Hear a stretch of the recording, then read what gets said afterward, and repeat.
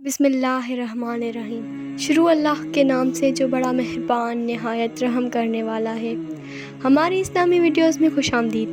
آج کا واقعہ 3 بھائیوں کا ایک عجیب واقعہ ہے جن کی قبر پر لکھے ہوئے شعر پڑھ کر پڑھنے والا سوچنے پر مجبور ہو جاتا۔ تو آئیں جانتے ہیں کہ ان کا اصل واقعہ کیا تھا۔ آخر ان کی قبروں پر ایسے کیا شعر لکھے تھے جنہیں دیکھ کر سب حیران رہ جاتے۔ تو آئیے شروع کرتے ہیں۔ انطاکیہ کے مضافات میں ایک شخص نے گزرتے ہوئے اونچی جگہ پر 3 قبریں دیکھیں۔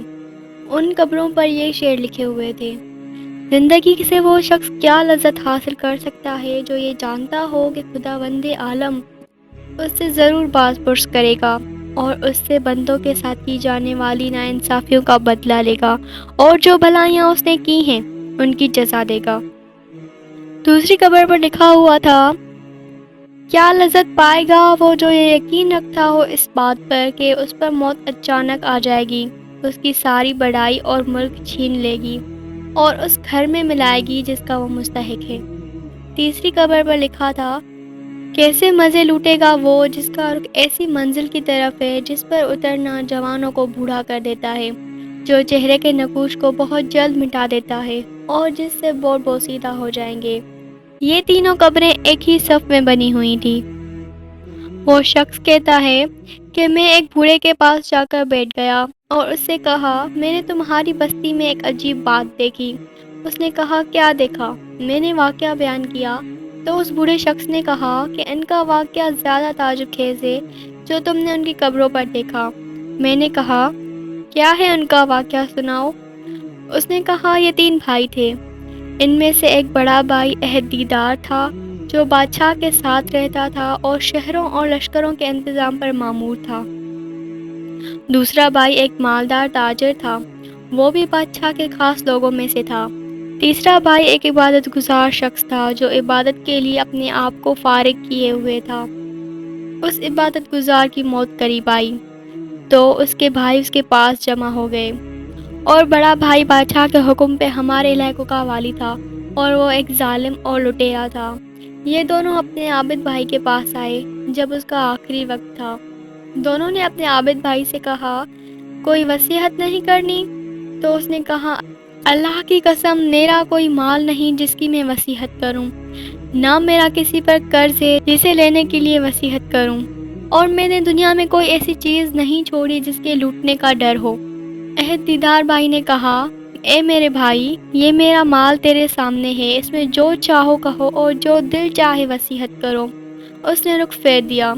تاجر بھائی نے کہا، اے میرے بھائی، تجھے میری کمائی اور کثرت دولت کا تو پتہ ہے، شاید تیرے دل میں کسی ایسی بھلائی کا ارمان رہ گیا ہو جسے مال خرچ کیے بغیر حاصل نہ کیا جا سکتا ہو۔ یہ میرا مال ہے، اس میں جو کچھ چاہو حکم کرو، میں اسے پورا کروں گا۔ وہ ان دونوں کی طرف متوجہ ہوا اور کہا، مجھے تمہارے مال کی کوئی ضرورت نہیں ہے، لیکن میں تم سے ایک وعدہ لیتا ہوں جس میں تم وعدہ خلافی نہ کرنا۔ انہوں نے کہا، کیا ہے وہ؟ تو اس نے کہا، جب میں مر جاؤں تو مجھے غسل دو اور کفن پہنا کر اونچی جگہ میں دفن کر دینا اور میری قبر پر لکھنا، زندگی سے وہ شخص کیا لذت حاصل کر سکتا ہے جو یہ جانتا ہو کہ خداوند عالم اس سے ضرور باز پرس کرے گا اور اس سے بندوں کے ساتھ کی جانے والی ناانصافیوں کا بدلہ لے گا اور نیکیوں کی جزا دے گا۔ جب یہ کام کر لو تو 3 دن تک میری قبر پر آیا کرنا، شاید تمہیں نصیحت نصیب ہو۔ انہوں نے اس کی موت کے بعد ایسا ہی کیا، اور اس کا عہد دیدار بھائی اپنے لشکر کے ساتھ اس کی قبر پر آتا، اترتا اور ان اشعار کو پڑھتا اور روتا۔ جب تیسرا دن ہوا تو لشکر کے ساتھ حسب معمول آیا اور اترا، رونے لگا۔ جب واپسی کا ارادہ کیا تو اس کی قبر سے ایک آواز سنی۔ وہ قریب تھا کہ اس کا دل پھٹ جاتا، چنانچہ وہ گھبراہٹ اور خوف کے ساتھ واپس ہوا۔ جب رات ہوئی تو اس نے اپنے بھائی کو خواب میں دیکھا اور اس سے پوچھا، اے میرے بھائی، تمہاری قبر سے جو آواز سنی وہ کیا تھی؟ تو اس نے کہا، وہ ہتھوڑے کی آواز تھی۔ مجھے کہا گیا کہ تو نے مظلوم کو دیکھا پھر بھی اس کی مدد نہ کی۔ چنانچہ وہ شخص صبح غمزدہ اٹھا اور اپنے بھائی اور دوسرے خاص لوگوں کو بلایا اور کہا میں سمجھتا ہوں کہ میرے بھائی نے جو اپنی قبر پر اشعار لکھنے کی وصیت کی تھی اس کا مقصد مجھے تنبیہ کرنا تھا، اور میں تمہیں گواہ بناتا ہوں کہ آئندہ میں تمہارے درمیان نہیں رہوں گا۔ چنانچہ اس نے عمارتیں چھوڑ دیں اور عبادت میں مشغول ہو گیا، اور اس نے اس بادشاہ کو اس کے بارے میں خط لکھا تو اس نے حکم دیا کہ اس کو چھوڑ دو جہاں چاہے جائے۔ چنانچہ وہ پہاڑوں اور صحراؤں میں رہنے لگا یہاں تک کہ اس کی موت قریب آئی، اور وہ چرواہوں کے ایک جماعت کے ساتھ تھا۔ اس کے بھائی کو خبر پہنچی تو وہ حاضر ہو گیا اور کہا اے میرے بھائی، کوئی وصیت نہیں کرنی؟ اس نے کہا کیا وصیت ہے؟ کوئی مال نہیں جس کی وصیت کروں، لیکن ایک وعدہ ہے، وہ یہ ہے کہ جب میں مر جاؤں تو میری قبر تیار کر کے مجھے اپنے بھائی کے پہلو میں دفنا دینا، اور میری قبر پر لکھنا کیسے لذت پائے گا وہ جو یہ یقین رکھتا ہو کہ بہت جلد اس پر موت اچانک آ جائے گی اور اس سے عظیم ملک اور تمام بڑائیاں چھین لے گی، اور اس قبر میں ٹھہرائے گی جس کا وہ باسی ہے۔ پھر 3 دن تک میرے پاس آیا کرنا اور میرے لیے دعا کرنا، شاید اللہ تعالیٰ مجھ پر رحم فرمائے۔ چنانچہ وہ مر گیا۔ اس کے بعد اس کے بھائی نے اس کی وصیت پر عمل کیا۔ جب اس کی قبر پر تیسرے دن آیا اور دعا کی اور رویا، جب واپس ہونے لگا تو اس نے ایک شدید آواز سنی۔ اس کی عقل زائل ہونے کے قریب ہو گئی اور وہ وہاں سے بے چین ہو کر لوٹا۔ رات کو اس نے اپنے بھائی کو خواب میں دیکھا۔ اس نے کہا کہ میں نے جب اپنے بھائی کو خواب میں دیکھا تو اس کی طرف لپکا اور اس سے پوچھا کیا تم ہماری ملاقات کے لیے آئے ہو؟ اس نے کہا ملاقات تو بہت ہی دور ہے۔ میں نے کہا میرے بھائی تمہارا کیا حال ہے؟ اس نے کہا خیریت سے ہوں، توبہ کتنی ہی خوبیوں اور بھلائیوں کی جمع ہے۔ میں نے کہا میرا دوسرا بھائی کیسا ہے؟ اس نے کہا وہ نیک پیشواؤں کے ساتھ ہے۔ میں نے کہا کہ ہمارا کیا حال ہوگا؟ اس نے کہا جس نے دنیا اور آخرت کے لیے جو کچھ کیا ہے وہ دیکھ لے گا، بس تم اپنی مالداری کو فقیری سے پہلے غنیمت سمجھو۔ وہ شخص کہتا ہے کہ اس نے دنیا سے کنارہ کشی اختیار کر لی، اپنے مال کو تقسیم کیا، جائیداد بانٹ دی اور اللہ کی عبادت میں لگ گیا۔ اس کا ایک بیٹا بڑا ہو کر ایک خوبصورت اور باکمال نوجوان بنا اور تجارت شروع کی، یہاں تک کہ تجارت میں ایک اہم مقام حاصل کیا۔ اس کے باپ کی موت قریب آئی تو اس نے اپنے باپ سے کہا بابا جان وصیت نہیں کرتے؟ اس نے کہا اے میرے بیٹے، تیرے باپ کا کوئی مال نہیں جس کی وصیت کرے، لیکن میں تجھ سے ایک وعدہ لیتا ہوں، جب میں مر جاؤں تو مجھے اپنے چچوں کے ساتھ دفنا دینا اور میری قبر پر یہ شعر لکھنا کیسے مزے لے سکتا ہے زندگی سے وہ شخص جس کا رخ ایسی قبر کی طرف ہو جس کی گاٹھ نوجوانوں کو بوڑھا کر دیتی ہے اور چہرے کا رنگ اڑا دیتی ہے اور جلدی جلدی جسم اور جوڑوں کو بوسیدہ کر دیتی ہے۔ جب یہ کرو تو اس کے بعد 3 دن تک میرے پاس آ جایا کرنا اور میرے لیے دعا کرنا۔ اس نوجوان نے وصیت پر عمل کیا۔ جب تیسرا دن ہوا تو اس نے ایک آواز سنی جس سے اس کی جلد سکڑ گئی اور رنگ اڑ گیا اور بخار چڑھ گیا اور وہ واپس گھر آ گیا۔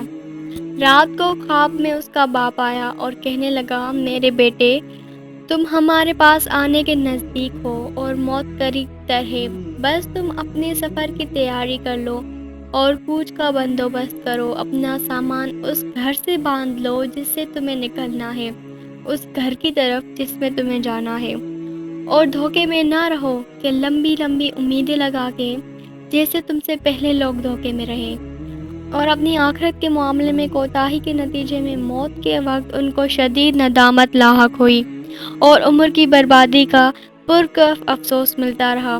چنانچہ نہ ان کو افسوس نے کچھ فائدہ پہنچایا اور نہ ہی کوتاہیوں پر شرمندگی نے ان کو شر سے نجات دلائی جس کا سامنا وہ قیامت کے دن کریں گے اپنے بادشاہ کی طرف سے۔ اے میرے بیٹے جلدی کرو، جلدی کرو، جلدی کرو۔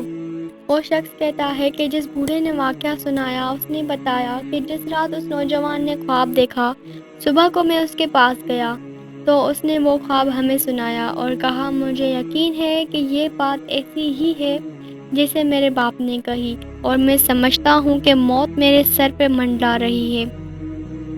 رشتہ داروں اور لین دین والوں سے معاملات صاف کیا اور سلام کہا اور لوگوں سے الوداع کہا، اور لوگوں نے اس سے الوداع کہا جیسے کسی چیز سے ڈرایا گیا ہو اور اس کو اس کی توقع بھی ہو۔ وہ کہتا ہے کہ میرے باپ نے کہا جلدی کر جلدی کر جلدی کر۔ ان تینوں سے مراد 3 لمحات ہیں تو وہ گزرے، لہٰذا وہ نہیں ہیں۔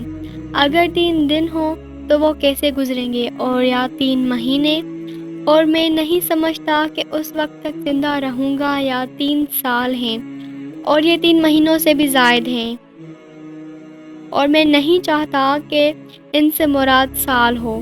چنانچہ وہ 3 دن تک بخشتا رہا اور صدقہ کرتا رہا۔ جب اس خواب کا 3را دن ہوا تو اس نے صبح سویرے اپنے اہل و عیال کو جمع کیا اور ان سے الوداع کہا اور سلام کہا، پھر قبلہ رخ ہو کر لیٹ گیا اور آنکھیں بند کر لی اور کلمہ شہادت پڑھا اور وفات پا گیا۔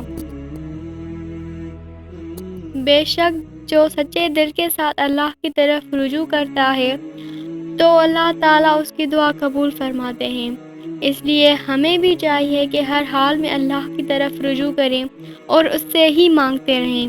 اللہ تعالیٰ ہم سب کو اس واقعے سے سبق حاصل کرنے کی توفیق عطا فرمائے، آمین ثم آمین۔ اگر ویڈیو اچھی لگی ہو تو لائک اور سبسکرائب کر کے بیل آئیکن کو دبا دیں تاکہ ہمارے آنے والی ہر نئی ویڈیو کی نوٹیفیکیشن آپ کو ملتی رہے۔